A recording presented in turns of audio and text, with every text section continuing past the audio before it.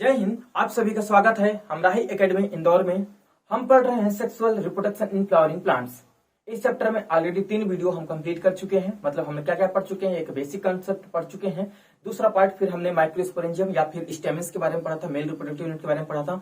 फिर लास्ट वाला जो वीडियो हमने बनाया था उसमें हमने पॉलन ग्रेन्स के बारे में और डिटेल स्टडी की थी। तो आशा करता हूँ वो सब चीजें आपको समझ में आई हो और आपने वो सब चीजें देख भी लिया होगा। अगर आपने नहीं देखा है तो आप प्लेलिस्ट में जाकर के या फिर चैनल में जाकर के विजिट करके इस सब चीजों को देख सकते हैं। ठीक है, तो आज हम बात करेंगे मेल फीमेल रिप्रोडक्टिव यूनिट, जिसमें हम पिस्टिल के बारे में डिस्कस करेंगे। तो देखिए पिस्टिल क्या होती है, कैसे होती है, इन सब चीजों को पहले हम डिटेल स्ट्रक्चर के बाद से समझते हैं, फिर यहाँ पे हम आके पढ़ेंगे उसको। ठीक है, देखिए कोई भी फ्लावर होता है तो उस फ्लावर में 2 ही रिप्रोडक्टिव ऑर्गन्स होते हैं, एक स्टेमेन और दूसरा पिस्टिल। जो स्टेमेन होता है वो मेल रिप्रोडक्टिव ऑर्गन बनाता है और जो पिस्टिल होती है वो फीमेल रिप्रोडक्टिव ऑर्गन बनाती है। और हर एक फ्लावर में या हर एक स्पीसीज के जो प्लांट्स होते हैं, हर एक स्पीसीज में अलग अलग प्रकार की ओवरीज हो सकती हैं, ओवरी हो सकती हैं, या फिर ऐसे डायरेक्ट बोल दूं मैं कि पिस्टिल्स अलग अलग प्रकार की हो सकती हैं। ठीक है, क्योंकि सबका जो फल बनाने का जो तरीका होता है, जो ओवरी होती है सबकी अलग अलग होती है, इसलिए मैंने ओवरी बोल दिया कि सबकी ओवरी अलग अलग स्पीसीज में अलग अलग ओवरी देखने को मिलेगी, इसीलिए वहां का पिस्टिल का शेप भी अलग अलग हो सकता है। ठीक है, जैसे कद्दू का पिस्टिल अलग होता है, और वहीं पे अगर हम मटर की पिस्टिल की बात करें तो मटर की पिस्टिल अलग होती है ना, तुअर की पिस्टिल अलग होती है, चने की पिस्टिल अलग होती है। तो ये सब चीजों में हर एक स्पीसीज में जब आप जाओगे, विजिट करोगे, तो वहां पे देखोगे सब में अलग अलग होता है। तो हम एक कंपैरेटिव स्टडी कर लेते हैं सिर्फ, क्योंकि सभी चीज पिस्टिल जितनी भी अलग अलग स्पीसीज की पर सभी 3 चीज से बनी होती हैं। कौन कौन से 3 मेन पार्ट होते हैं, देखिए सबसे ऊपर की तरफ से अगर मूव करते हैं हम, तो सबसे ऊपर वाला जो पार्ट होता है उसको हम क्या बुलाते हैं, स्टिग्मा बुलाते हैं। क्या बुलाएंगे, स्टिग्मा के नाम से बुलाते हैं। ठीक, उसके बाद फिर सेकंड वाला जो पार्ट होता है उसको स्टाइल बुलाते हैं, लास्ट वाला जो पार्ट होता है उसको हम ओवरी बुलाते हैं। ओवरी जनरली हमेशा थैलेमस से जुड़ी होती है, या थैलेमस के अंदर पैक हो सकती है कई बार, है ना, या थैलेमस उसको थोड़ा बहुत ढकेगा, या थैलेमस के जस्ट ऊपर की तरफ रखी होती है। ठीक है, तो ये अलग अलग इसकी पोजीशन हो सकती है। पोजीशन पे हमें नहीं जाना, हमें सिर्फ स्ट्रक्चर पे जाना है। देखिए सबसे ऊपर वाला जो पार्ट है वो क्या बनाता है, स्टिग्मा बनाता है। स्टिग्मा ये जो ऊपर का लैंडिंग प्लेटफॉर्म होता है, ये जो प्लेटफॉर्म है, ठीक है, उस प्लेटफॉर्म को, लैंडिंग प्लेटफॉर्म को हम क्या बोलते हैं, स्टिग्मा बोलते हैं। एक्चुअली में इसको लैंडिंग प्लेटफॉर्म क्यों बोलते हैं, क्योंकि ये एक ऐसा पार्ट होता है जहां पे पॉलन ग्रेन्स आकर के लैंड करते हैं, और लैंड करने के बाद वहीं पे चिपक जाते हैं, स्टक हो जाते हैं।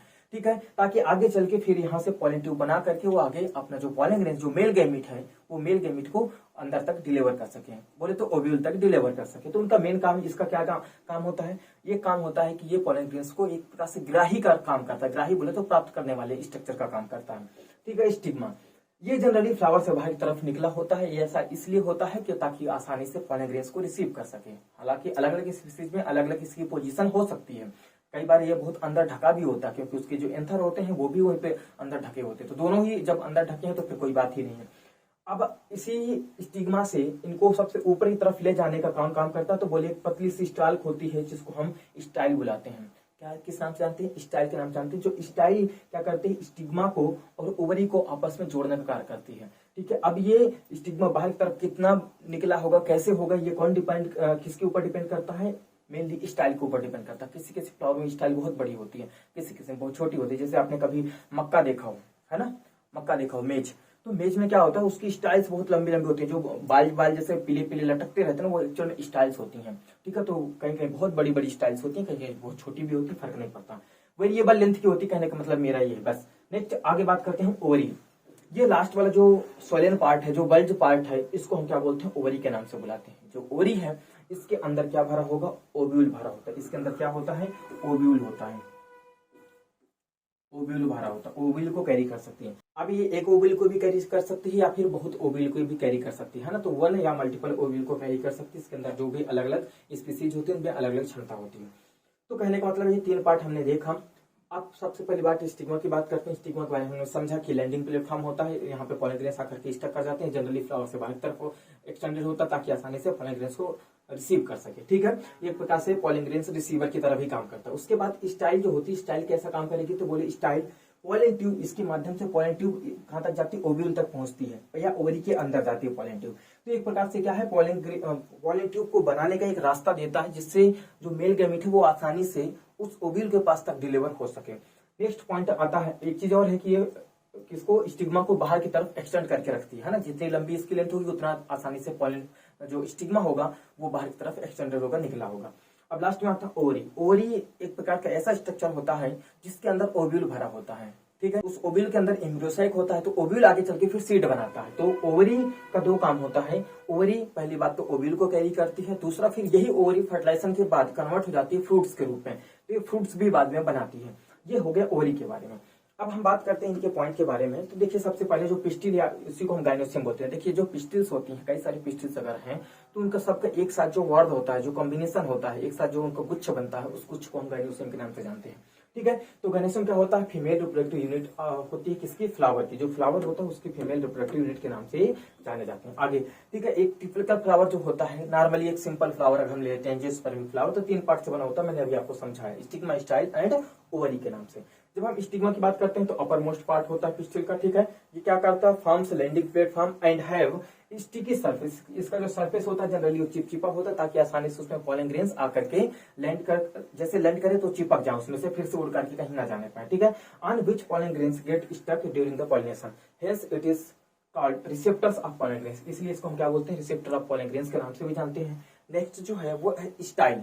जब हम स्टाइल की बात करते हैं, it is elongated cylinder part. कैसा होता है, ये सिलेंडर पार्ट होता है, मतलब थोड़ा सा गोल गोल होता है, जैसे पेन दिख रहा है आपको, सिलेंडर पार्ट, ऐसा सिलेंडर पार्ट होता है, बीनीथ द स्टिग्मा, स्टिग्मा के नीचे की तरफ, and above the ovary, ovary के बीच में, ठीक है। That connects the stigma with the ovary से कनेक्ट करता है, and hold the stigma to receive the pollen grains. It provides, सब मैंने वही चीज बताया जो है ना, जो मैंने पढ़ा, जो मैंने समझाया, वही चीज यहाँ पर भी लिखा, अलग से कुछ नहीं लिखा।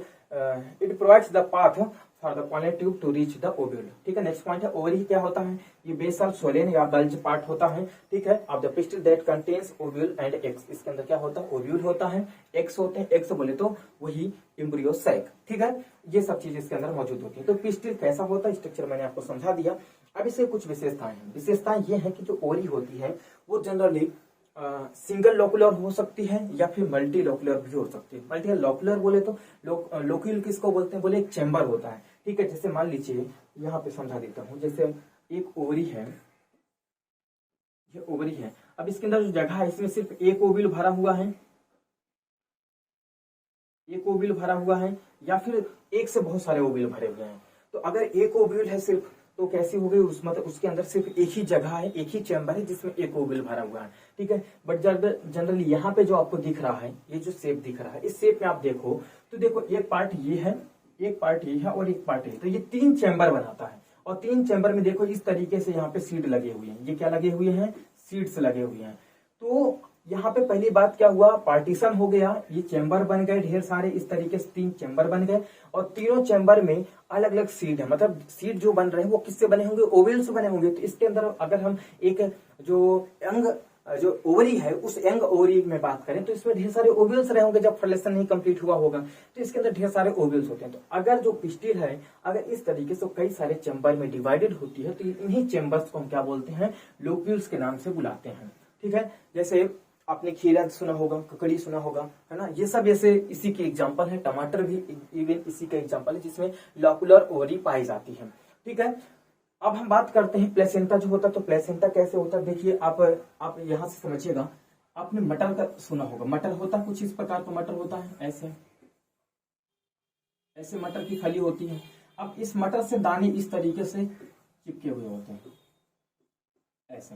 तो ये जो पार्ट है जिससे ये आपस में सब अटैच, जितने भी ओव्यूल्स हैं, जितने भी सीड हैं आपस में अटैच हैं, तो जिस पार्ट से अटैच, जिस मार्जिन से अटैच है, उसी मार्जिन को हम क्या बोलते हैं, प्लेसेंटा बुलाते हैं। अब ये प्लेसेंटा कई प्रकार का होता है। जैसे यहाँ पे प्लेसेंटा क्या है, ये वाला पार्ट प्लेसेंटा बनाता है पूरा, ये क्या बनाता है, प्लेसेंटा बनाता है। जैसे यहाँ पे ये हो गया, यहाँ पे ये हो गया, यहाँ पे ये हो गया, ठीक है। तो इस तरीके से यहाँ पे प्लेसेंटा बन के दिखाई देगा, ठीक है।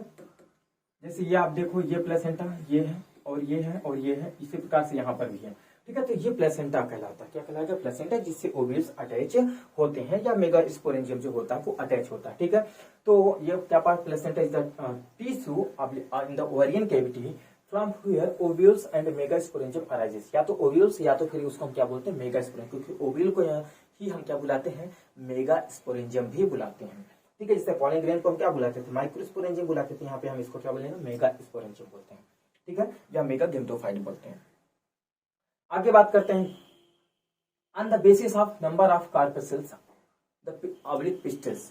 अब किसी भी प्लांट में या किसी भी फ्लावर में कितनी पिस्टल्स हैं, एक पिस्टिल है या एक से अधिक पिस्टिल है। पिस्टिल बोले तो वो जो फीमेल रिप्रोडक्टिव पार्ट है या फीमेल रिप्रोडक्टिव ऑर्गन है।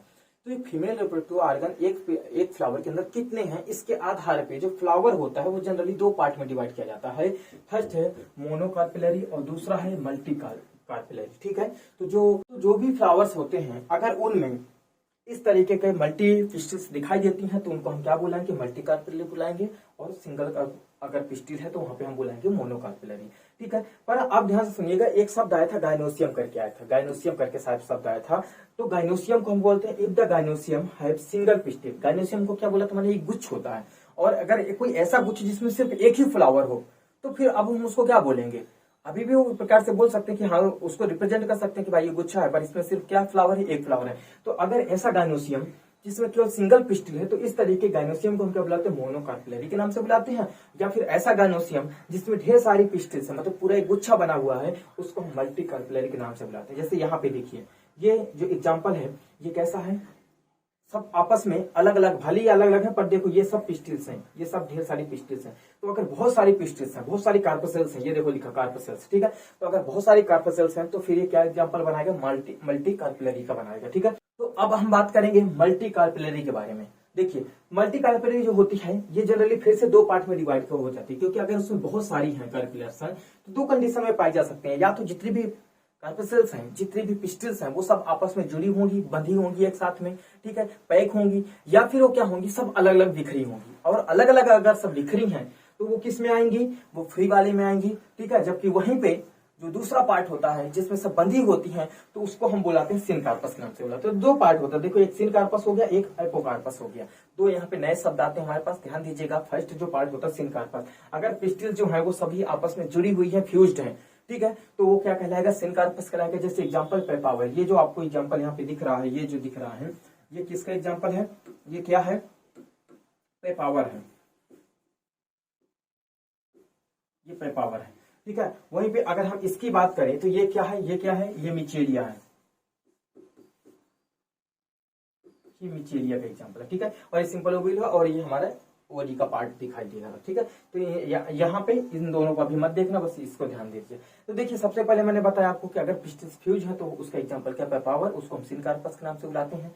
वहीं पे अगर सब फ्री हैं, सब अलग अलग हैं, जितने भी ओवरी हैं सब फ्री हैं, ठीक है, pistils are free from each other, example क्या है, मिचेलिया, तो उसको हम एपोकार्पस के नाम से बुलाते हैं। ठीक है, ये आपको एग्जांपल यहाँ पे देखने को मिल जाएगा। ठीक है, तो दो बहुत ही इंपॉर्टेंट एग्जांपल है, आप इनको याद रखिएगा कि बार बार ये पूछ लिया जाता है एग्जाम में। ठीक है, अब हम बात करेंगे नेक्स्ट आगे।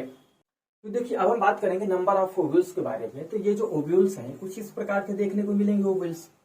ठीक है, ये ओवरी हो गई और इसके अंदर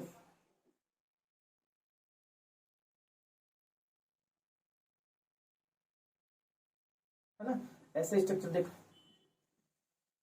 स्ट्रक्चर गलत हो गया, ऐसा।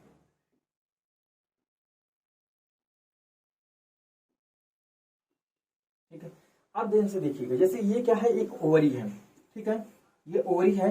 अब इस ओवरी में आपको कितने ओव्यूल दिखाई दे रहे हैं, बोले सिंगल ओव्यूल है। तो ये जो ओव्यूल है ये सिंगल भी हो सकता है, सिंगल ओव्यूल हो सकता है,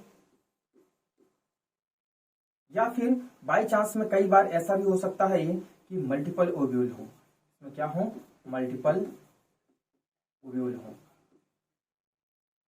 ठीक है, अगर सिंगल ओव्यूल है, सिंगल ओव्यूल है, एक ओवरी के अंदर सिंगल ओव्यूल है, तो उसके एग्जांपल कौन कौन से हैं, जैसे वीट ले लीजिए, राइस ले लीजिए, है ना, एक मैंगो हो गया, कौन सा है, मैंगो। ठीक है, ये एग्जांपल किसके हो गए, ऐसे ओव्यूल, सिंगल ओव्यूल वाले पिस्टिल के एग्जांपल हो गए। जबकि अगर हम यहाँ पे बात करें तो इसके एग्जांपल क्या हो गया, जैसे हो गया पपाया, हो गया पपाया। पपाया में आपने देखा होगा बहुत सारे अंदर बीज भरे होते हैं, एक ही पिस्टिल के अंदर, एक ही ओवरी के अंदर बहुत सारे बीज भरे होते हैं, तो पपाया हो गया। एक और एग्जांपल इसका है ऑर्चिड्स, ऑर्चिड्स हो गया। ठीक है, एक और इसका एग्जांपल है वाटरमेलन, वाटरमेलन, ये ढेर इसके एग्जांपल हो गए। इनके अंदर वाटरमेलन जैसे आप कभी काटोगे तो देखोगे ढेर उसमें बीज निकलते हैं, है ना, 100-200 बीज निकलते हैं, ऐसे बड़े बड़े वाटरमेलन होते हैं। पपाया में से 100-100 बीज निकल जाते हैं, ऑर्चिड में से ढेर बीज निकल जाते हैं। तो ये इसके एग्जांपल हो गए, मल्टी ओब्यूल के एग्जांपल हो गए। अब ये ध्यान से सुनना, जो मल्टी ओब्यूल्स बताया मैंने आपको, ये एक ही पिस्टिल के अंदर बताया मैंने, 10 पिस्टिल के अंदर नहीं बताया। एक पिस्टिल के अंदर सिंगल ओब्यूल भी हो सकते हैं और एक पिस्टिल के अंदर मल्टीपल ओब्यूल भी पॉसिबल होते हैं। तो ये एग्जांपल हो गए। अब इस तरीके से आप समझिएगा और आगे मूव करते हैं। अब हम बात करेंगे स्ट्रक्चर ऑफ मेगास्पोरेंजियम। मेगास्पोरेंजियम का स्ट्रक्चर कैसा होता है, जिसको ओब्यूल के नाम से बुलाते हैं। किस नाम से बुलाएंगे? ओब्यूल के नाम से बुलाते हैं। तो ओब्यूल देखिए, ओब्यूल इतना बड़ा होता है, ये ओब्यूल है। और ये जो ओब्यूल दिख रहा है ये किसका एग्जांपल है? जो कौन सा है? ये एनाट्रोपस है। और हमारे सिलेबस में भी कौन सा है? एनाट्रोपस है। जबकि होता कितने प्रकार के? 6 प्रकार के होते हैं, अलग अलग 6 प्रकार के होते हैं। तो इनके बारे में फिर हम डिटेल में पढ़ेंगे थोड़ा सा। सॉरी स्टूडेंट, लाइट चली गई थी। चलिए बात करते हैं स्ट्रक्चर ऑफ मेगास्पोरेंजियम। तो मैंने आपको समझाया कि मेगास्पोरेंजियम क्या होता है। बोले फीमेल गैमेटोफाइट होता है, ठीक है। कहाँ पे मौजूद होता है? तो ओवरी के अंदर मौजूद होता है, ठीक है। अब पहले इसके बारे में हम एक बार स्ट्रक्चर के माध्यम से डिटेल में स्टडी करते हैं, ठीक है। सिर्फ अभी हम यहाँ पे क्या देखना है? स्ट्रक्चर देखना है, कैसे बनता है, कहाँ बनता है, ये सब चीजें बिल्कुल भी अभी दिमाग में मत बिठाना, सिर्फ स्ट्रक्चर देखना है। इसके नेक्स्ट वाले वीडियो में हम डिस्कस करेंगे पूरा कि ये इसकी जो जेनेसिस होती है, बोले तो बनता है, ये कैसे बनता है, इन सब चीजों के बारे में डिस्कस करेंगे, ठीक है। तो अभी सिर्फ कितना डिस्कस करना है हमें? क्या डिस्कस करना है कि ये एक्चुअल में होता कैसा है, ठीक है, और क्या चीज होता है। ये आपको एक डायग्राम दिख रहा होगा, देखिए, ठीक है। ये किसका ओब्यूल है? बोले एनाट्रोपस। जो प्लांट्स होते हैं, जो एनाट्रोपस होते हैं, एनाट्रोपस इसको इस तरीके का जो ओब्यूल होता है, इस तरीके के ओब्यूल को हम एनाट्रोपस ओब्यूल बोलते हैं। तो स्ट्रक्चर के जो स्ट्रक्चर होता है ना, इसका स्ट्रक्चर बोले तो फ्यूनिकल, जो हाइलम और फ्यूनिकल होता है और साथ में माइक्रोफाइल होता है, इनका सबकी पोजीशन कैसे होती है, इस पोजीशन के आधार पे 6 प्रकार के इनको डिवाइड किया जाता है। बोले 6 टाइप्स के होते हैं, ठीक है। अब 6 टाइप में ये सेकेंड वाला टाइप का होता है। सेकेंड वाला टाइप जो होता है ना, ये लगभग 82%, कितने? 82% जो एंजियोस्पर्मिक प्लांट्स होते हैं उनमें इसी प्रकार का जो एनाट्रोपस टाइप का जो क्या बोलते हैं ओव्यूल होता है, वो ओव्यूल पाया जाता है। तो हम बात कर रहे हैं एनाट्रोपस ओव्यूल की। ये कैसा दिखता है? ये कुछ इस प्रकार का दिखता है। देखिए, सबसे पहले यहाँ नीचे की तरफ से बात करते हैं। नीचे की तरफ किससे अटैच होगा? प्लेसेंटा से अटैच होता है, ठीक है। प्लेसेंटा से जब अटैच होगा तो अब इसमें प्लेसेंटा से जैसे बाहर की तरफ आता है तो प्लेसेंटा से अटैच कौन होता है? बोले फ्यूनिकल्स जो होता है, जो फ्यूनिकुलस या फ्यूनिकल्स होता है। फ्यूनिकल क्या होता है? प्लेसेंटा से अटैच करता है। प्लेसेंटा से अटैच करने के बाद ये ऊपर की तरफ निकलता है, फ्यूनिकल होता है। फ्यूनिकल से डायरेक्ट एक पार्ट जुड़ा होता है जिसको हाइलम बुलाते हैं। ये जो पार्ट होता है ये हाइलम होता है। तो हाइलम क्या होता है? एक प्रकार से ओव्यूल और फ्यूनिकल के बीच का कनेक्टिंग पार्ट होता है। फिर से रिपीट कर रहा हूँ, हाइलम क्या है? ओव्यूल और फ्यूनिकल के बीच का कनेक्टिंग पार्ट होता है। जबकि पूरे ओव्यूल को प्लेसेंटा से कौन कनेक्ट करवाता है? तो फ्यूनिकल कनेक्ट करवाता है। यहाँ पे फ्यूनिकुलस लिखा हुआ है, तो किसी किसी बुक में फ्यूनिकुलस या फ्यूनिकल बुलाते हैं उसको, ठीक है। जो फ्यूनिकुलस है या फ्यूनिकल है वो क्या करता है? पूरे ओव्यूल को प्लेसेंटा से अटैच करवाता है। समझ में आ गई बात? अब बात करते हैं, कई बार ऐसा होता है जो फ्यूनिकल होता है ये हाइलम के पीछे तक भी चला जाता है।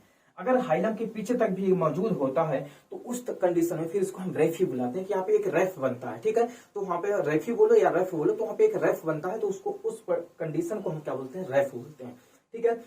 इसकी जस्ट जो फ्यूनिकल होता है, फ्यूनिकल के अंदर से ही एक टिश्यू जाता है जिसको वेस्कुलर स्टैंड बोलते हैं। क्या बोलते हैं? वेस्कुलर स्टैंड बोलते हैं, जो इस ओव्यूल को पर्टिकुलर पोजीशन में बनाए रखने के लिए, क्योंकि ये मजबूती देता है। मजबूती देता बोले तो इसको उस पोजीशन में होल्ड करके रखने का काम कौन करता है?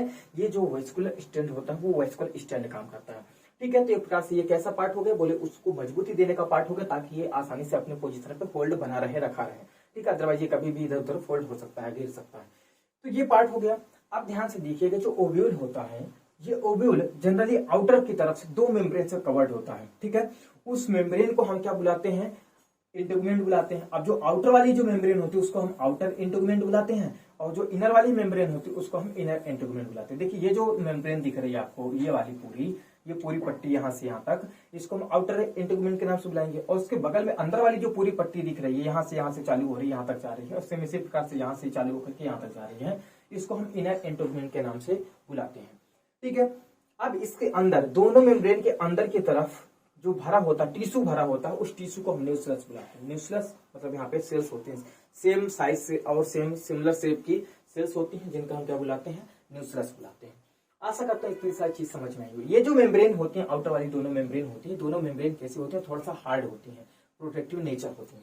और आगे बात करें तो अब ध्यान से सुनिएगा, जब एक ये मेच्योर एक ओव्यूल है, मेच्योर ओव्यूल है बोले तो इसके अंदर क्या बन चुका है, एम्ब्रियोसाइक बन चुका है। ये जो स्ट्रक्चर दिख रहा है ये एम्ब्रियोसाइक। अभी एम्ब्रियोसाइक में मत जाना, अभी सिर्फ इसके स्ट्रक्चर को डिस्कस करते हैं। जो ओव्यूल है, ओव्यूल का एक पार्ट ऐसा होता है जिधर माइक्रोपाइल होता है, मतलब जिधर से पॉलन ट्यूब इंटर करती है उस वाले पार्ट को हम माइक्रोपाइल बोलते हैं, क्योंकि यहाँ पे क्या होता है, एक छिद्र होता है। और इस माइक्रोपाइल के जस्ट अपोजिट वाला जो पोल होता है उसको हम कैलाजा के नाम से बुलाते हैं। क्या बुलाते हैं, कैलाजा, या फिर चलाजा, कई टीचर पढ़ते हैं तो उसको हम क्या बुलाते हैं, कैलाजा के नाम से बुलाते हैं। ठीक है, तो दो पार्ट हो गए, एक माइक्रोपाइल हो गया जिधर से माइक्रो ट्यूब्यूल जो होती है या जो पॉली ट्यूब होती है वो इंटर करती है, और वहीं पर दूसरी तरफ जो होता है पार्ट, अपोजिट पार्ट होता है 180 डिग्री का, इसके जस्ट 180 डिग्री का जो पार्ट होता है उसको हम चलाजा या कैलाजा के नाम से जानते हैं। ठीक है, ये पार्ट हो गए ओव्यूल। अब ये ओव्यूल के अंदर जो न्यूक्लियस सेल्स होती हैं उनमें से कोई माइक्रोपाइलर एंड की एक जो सेल होती है, जो न्यूक्लियस सेल्स होती है, कोई भी सिंगल सेल, वो सेल अपने आप को डेवलप करती है। डेवलप करने के बाद फिर उसमें से 4 मेगा स्पोर बनाती है। क्या बनाएगी, 4 इस तरीके के मेगा, 4 मेगा स्पोर बनाएगी ऐसे। अब 4 मेगा स्पोर जो होते हैं उनमें से ध्यान से सुनिएगा, 4 मेगा स्पोर में से जो माइक्रोपाइलर के 3 होते हैं वो डिजनरेट कर जाते हैं, और एक जो चलाजर एंड का होता है वो अपने आप को डेवलप करता है। किधर, माइक्रोपाइलर के 3 एंड के इधर डिजनरेट हो चुके होंगे, और जो लास्ट वाला जो एक बचता है चलाजर एंड की तरफ वाला, वो अपने आप को डेवलप करता है। डेवलप करके ये स्ट्रक्चर बनाता है। ये जो स्ट्रक्चर आपको दिख रहा है ना बीच में, ये स्ट्रक्चर बनाता है जिसको हम बोलते हैं एम्ब्रियोसाइक बोलते हैं।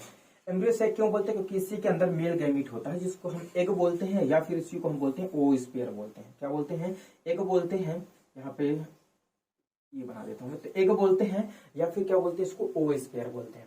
और आगे बात करते हैं, तो देखिए ध्यान से सुनिएगा, इस पर्टिकुलर एम्ब्रियोसाइक में टोटल सेल कितनी होती हैं, टोटल सेल कितनी होती हैं, तो बोले टोटल सेल इसमें 7 होती हैं, जबकि इसमें न्यूक्लियस कितने होते हैं, न्यूक्लियस कितने होते हैं, तो न्यूक्लियस होते हैं 8 होते हैं। कितने न्यूक्लियस होते हैं, 8 न्यूक्लियस होते हैं, और जबकि सेल कितनी होती है, 7 सेल होती हैं।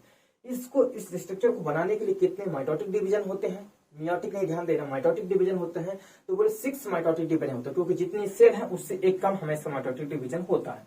तो यहाँ पे 7 सेल है, इसलिए माइटोटिक डिवीजन कितने होंगे, 6 होंगे।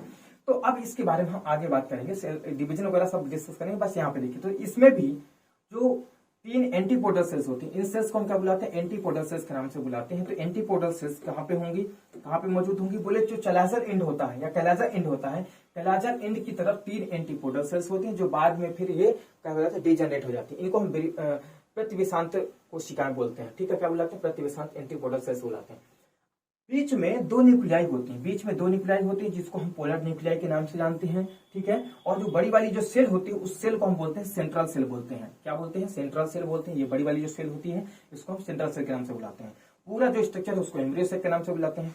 इसके बीच में जो न्यूक्लियस होती है उनको पोलर न्यूक्लियाई से बुलाते हैं। अब हमारे पास क्या बचा, सिर्फ इतना टॉपिक बचा। देखिए यहाँ पे आपको आइट साइड 2 सेल्स में दिख रही होंगी, ये दोनों जो सेल्स हैं इनको हम सिनर्जिड्स के नाम से बुलाते हैं। कौन सी सेल्स होती हैं, ये सिनर्जिड्स होती हैं। ठीक है, इनके अंदर ही फिलीफॉर्म अपरेटस होता है, जो अभी यहाँ पे रिप्रेजेंट नहीं है, नहीं दिखाया गया है। मैं आपको आगे जब डायग्राम खुद से बनाऊंगा तो समझा दूंगा क्या होता है। ठीक है, तो अभी सिर्फ इतना आप समझिएगा कि इसमें क्या होती है, यहाँ पे इन्हीं फिलीफॉर्म जो सिनर्जिड्स होती हैं इन्हीं में फिलीफॉर्म अपरेटस होता है। ठीक है, जो आगे चल के पॉलन ट्यूब को गाइड करने का कार्य करते हैं। बीचों बीच की जो सेल्स होती है उसको हम एक या फिर ओस्फीयर बोलते हैं। यही मेन सेल होती है जिसमें से आगे चल के एक नया एम्ब्रियो बनता है। ये एम्ब्रियोसाइक है, मतलब एम्ब्रियो को रखने वाला, एम्ब्रियो को धारण करने वाला एक बैग लाइक स्ट्रक्चर है, एक पाउच लाइक स्ट्रक्चर है। ठीक है, जिसके अंदर एग है। आगे चल के इसमें एम्ब्रियो बनेगा, कब बनेगा, जब इसका फर्टिलाइजेशन, जब एग है जो ओस्फीयर है, जब इसका फर्टिलाइजेशन हो जाएगा, जाइगोट बनेगा, तब जाइगोट फिर अपने आप को डेवलप करवाएगा किसमें, एम्ब्रियो के रूप में, जिस प्रोसेस को हम बोलते हैं एम्ब्रियोजेनेसिस। तो एम्ब्रियो किसके अंदर बनेगा, बोले इसी के अंदर एम्ब्रियो बनके तैयार होगा। तो ये था इसका पूरा स्ट्रक्चर। आशा करता हूं आपको स्ट्रक्चर अच्छे से समझ में आया होगा। ठीक, अब हम बात करें अगर, तो ये सब चीजों को सब क्लियर करता हूं एक बार में, और मूव करते हैं हम फिर से अपने टॉपिक में। टॉपिक हमारा क्या है, स्ट्रक्चर ऑफ मेगा स्पोरेंजियम। तो हमने स्ट्रक्चर तो समझ लिया यहां से। अब हमारे पास पैराग्राफ है, जो पैराग्राफ में जितने भी पॉइंट मैं बोला हूं उतने पॉइंट पूरे मेंशन्ड हैं। आप इन पॉइंट को एक बार मैं पढ़ देता हूं जल्दी जल्दी, है ना। इसलिए पढ़ देता हूं क्योंकि आप तो वैसे भी पढ़ने वाले हो नहीं, ठीक है, कौन रोक के इतना पढ़ेगा, तो एक बार मैं पढ़ देता हूं, इसी बहाने आपका भी कंप्लीट हो जाएगा। देखिए पहले बात करते हैं फर्स्ट पॉइंट की। Ovule is stalked and attach, रुकिए एक मिनट,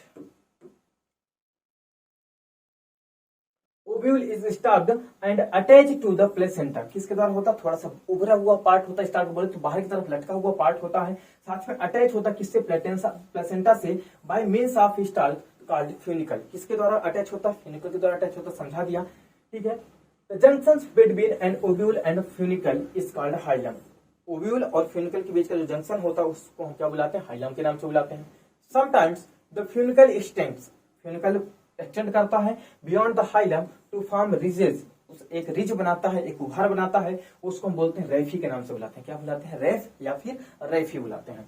नेक्स्ट पॉइंट है ओव्यूल सराउंडेड बाय 1 और 2 प्रोटेक्टिव लेयर्स, या तो 1 या तो फिर 2 प्रोटेक्टिव लेयर से कवर्ड होता है, ठीक है। इस इनवेलप को हम क्या बुलाते हैं, इंटेगुमेंट्स के नाम से बुलाते हैं। अगर 2 होती हैं तो उसमें आउटर की तरफ जो होते हैं उसको आउटर इंटेगुमेंट, और जो इनर होती है उसको हम इनर इंटेगुमेंट के नाम से बुलाते हैं। Integuments encircle the ovule entirely except at the tip, देखो पूरी तरीके से जो इंटेगुमेंट होती है उसको पूरी तरीके से कवर करती है, ओनली कहाँ पे, एक ऐसा टिप होता है, एक ऐसा पार्ट होता है, इस टिप को हम क्या बुलाते हैं, माइक्रोपाइल के नाम से बुलाते हैं, तो जहां पे ये उसको पूरी तरीके से कवर नहीं करता है, ठीक है, resulting in a small opening called micropyle, उसको हम क्या बुलाते हैं, माइक्रोपाइल बोलते हैं। और ध्यान से सुनिएगा, इसमें कहीं पर भी जो पॉलन ट्यूब होती है, जनरली पॉलन ट्यूब यहीं से इंटर करती है, हालांकि एंट्री करने का तो वो इधर से भी कर सकती है, बट जनरली जो पॉलन ट्यूब होती है वो यहीं से एंट्री करती है, ठीक है। अब इसके अंदर भी जब हम बात करते हैं एम्ब्रियो के अंदर, तो इसमें भी पॉलन ट्यूब कहीं से भी एंट्री करने ऐसा नहीं कर सकती है, वो जाएगी तो सिर्फ इसी रीजन से जाएगी जहां पे सिनर्जिड्स उसको देखने को मिलेंगे, तो बोले माइक्रोपाइलर रीजन में जो सिनर्जिड्स मौजूद होती है एम्ब्रियो के अंदर, उसमें ही पॉलन ट्यूब एंट्री वहां से करेगी। इस ओव्यूल के अंदर वो चाहे इधर से एंट्री करे या चाहे इधर से एंट्री करे, दोनों तरफ से एंट्री हो सकती है, पॉसिबल है, ठीक है। तो आगे बात करते हैं। नेक्स्ट पॉइंट है the basal part of ovule opposite to micropyle is called chalaza, उसको हम क्या बुलाते हैं, चलाजा या फिर कैलाजा के नाम से जानते हैं, बुलाते हैं। नेक्स्ट पॉइंट ऊपर वाला पार्ट है ना। नेक्स्ट पॉइंट है parenchymatous mass of tissue with abundant reserve food materials enclosed within the integument is called nucleus। कैसी सेल्स होती हैं, याद रखना, पेरेन्काइमेटस सेल्स होती हैं, कैसी सेल्स होती हैं, पेरेन्काइमेटस सेल्स होती हैं, जो ऐसी कोशिकाएं होती हैं जिनमें प्रोमिनेंट न्यूक्लियस होता है, साथ में अबंडेंट फूड रिजर्व मटेरियल होता है, तो ऐसी कोशिकाएं इसके अंदर भरी होती हैं, उन कोशिकाओं को हम क्या बुलाते हैं, न्यूक्लियस बुलाते हैं। होती कौन सी सेल्स है, पेरेन्काइमेटस। आगे बात करेंगे। The female gametophyte located with in the nucleus, nucleus में ही, क्योंकि इसमें से एक ही कोशिका अपने आप को इस एम्ब्रियोसाइट के रूप में डेवलप किया है, फीमेल गैमेटोफाइट के रूप में डेवलप किया, बाकी पूरी न्यूक्लियस अभी भी एज इज इट मौजूद है वहां पे। तो कहां पे लोकेट होगा, एम्ब्रियोसाइट में, सॉरी न्यूक्लियस में, इज कॉल्ड एम्ब्रियोसाइट, उसको हम क्या बुलाते हैं, एम्ब्रियोसाइट बुलाते हैं। ये जो है इसको एम्ब्रियोसाइट के बुलाएंगे, ठीक है। And ovule has a single embryo sac formed from the megaspore, देखो जो मेगास्पोर हो सकता है, तो जनरली जो 82% होते हैं उनमें प्लांट्स में जो एनाट्रोपस होता है, एनाट्रोपस टाइप का ओव्यूल पाया जाता है, ये चलो ये बता दिया। अब नेक्स्ट पॉइंट आता है कि जो मेगास्पोर है, तो मेगास्पोर में कई बार ऐसा होता है कि सिंगल मेगास्पोर ही डेवलप करता है, किसके रूप में, एम्ब्रियोसाइट के रूप में, ठीक है। एम्ब्रियोसाइट के रूप में सिर्फ एक ही मेगास्पोर डेवलप करता है कहीं, बट कई ऐसे स्पीसीज भी हैं जिनमें बाईस्पोरिक डेवलपमेंट भी देखा जाता है, ट्राईस्पोरिक डेवलपमेंट भी देखा, मतलब जिसमें 2-2 स्पोर एक प्रकार से एम्ब्रियोसाइट के रूप में डेवलप कर जाते हैं, या फिर 3-3 जो मेगा स्पोर्स होते हैं वो मेगा स्पोर डेवलप कर जाते हैं एम्ब्रियोसाइट के रूप में। तो इस तरीके से इनका अलग अलग प्रकार होता है। और आगे हम बात करें अगर, देखिए यहाँ पे टाइप्स ऑफ ओव्यूल हैं, ठीक है। इसको बहुत फास्ट में थोड़ा जल्दी जल्दी डिस्कवर कर देता हूँ, क्योंकि अभी से बता दूं ये नीट के सिलेबस में नहीं है, ये नीट में नहीं आना, पर एक बार आपके फिर भी आपको ये जानकारी होनी चाहिए, क्योंकि पहले पूछा जाता रहा है, ठीक है। तो पहले के स्टूडेंट इसके बारे में पूरी जानकारी रखते थे, अब आप लोग अगर सिलेबस में नहीं है तो आप लोग इसकी जानकारी नहीं रखोगे, इसलिए जरूरी है कि थोड़ा बहुत इसको जानकारी रख लो, भले पूछा जाए या ना पूछा जाए अलग बात है।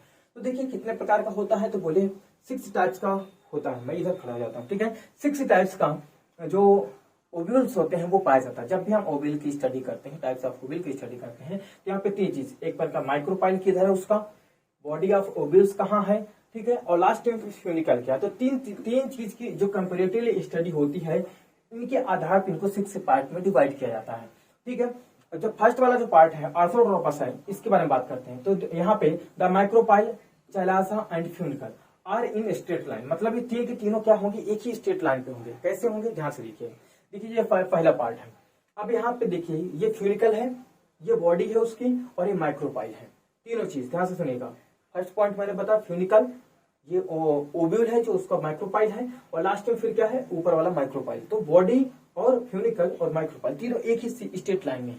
अगर इस तरीके का ओव्यूल देखा जाता है तो उसको हम क्या बुलाते हैं, ऑर्थोट्रोपस के नाम से बुलाते हैं। फर्स्ट वाला समझ में है, कहाँ कहाँ देखा जाता है, पीपर के में देखा जाता है, पॉलीगोनम के में देखा जाता है और साइकस में। ये जो प्लांट्स इसके वेल एग्जाम्पल है, ठीक है, आप दिमाग में बैठा लीजिए थोड़ा बहुत जो याद हो जाए। तो ये 3 इस तरीके के और भी बहुत सारे प्लांट्स हैं, बाकी 3 एग्जांपल मैंने दे दिया ऑर्थोट्रोपस में, ठीक है, जिसमें तीनों एक ही लाइन पे होते हैं, ठीक है। और आगे बात करते हैं, अब हम एनाट्रोपस की बात करते हैं। तो एनाट्रोपस में यही चीज क्या हो जाती है, 180 डिग्री में रोटेट कर जाती है, ठीक है, ध्यान से सुनिएगा।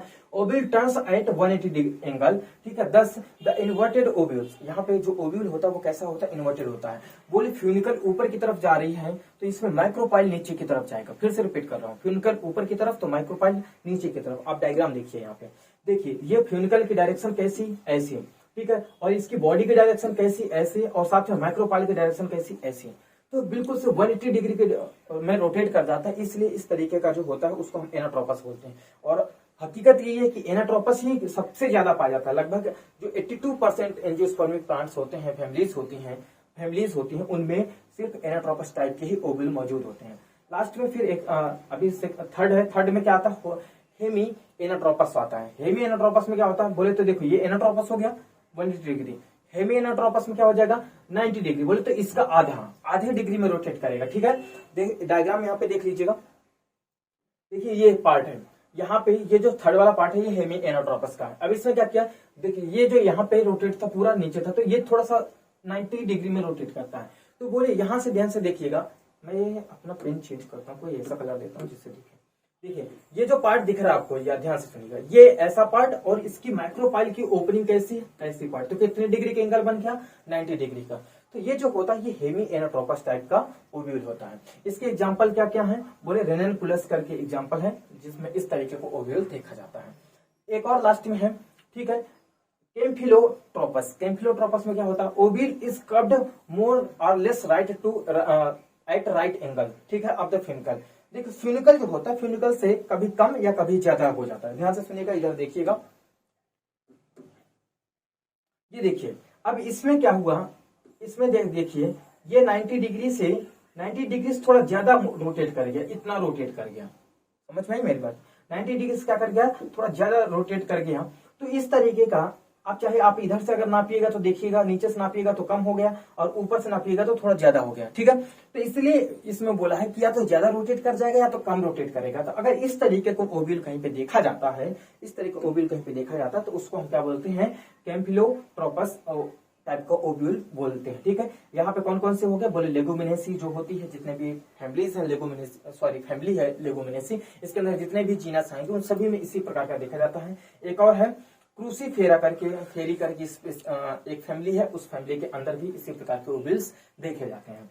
अब और आगे हम बात करते हैं एम्फीट्रोपस में। एम्फीट्रोपस में क्या होता है, तो बोले एम्फीट्रोपस में जो ओव्यूल होता है, एम्ब्रियो सैक होता है, वो कर्व्ड होता है, बिल्कुल हॉर्स शू शेप बनाता है। बोले इस तरीके का उसका स्ट्रक्चर हो जाता है, जैसे लगता है घोड़े का जो पैर होता है ना, उस पूरे पैर के स्ट्रक्चर का बनाते हैं। जैसे यहाँ पे डायग्राम से आप देखिए तो समझ में आएगा। देखिए ये पूरा पैर ही देखो, यहाँ से इस तरीके से है, ठीक है, और ये स्ट्रक्चर इस तरीके से कुछ बनता है, तो ये पूरा हॉर्स शू शेप दिखाई देने लगता है। इसलिए इस तरीके का जो स्ट्रक्चर होता है, ठीक है, या ओव्यूल होता है, उस ओव्यूल को हम क्या बुलाते हैं, एम्फीट्रोपस के नाम से बुलाते हैं। इसके एग्जांपल क्या क्या है, बोले देखो लेमना हो गया एग्जांपल, पॉपी हो गया और एलिस्मा हो गया। ये 3 इसके एग्जांपल है। आप जो याद लगे, आपको दिमाग में बैठे वो बैठा लीजिएगा, ठीक है।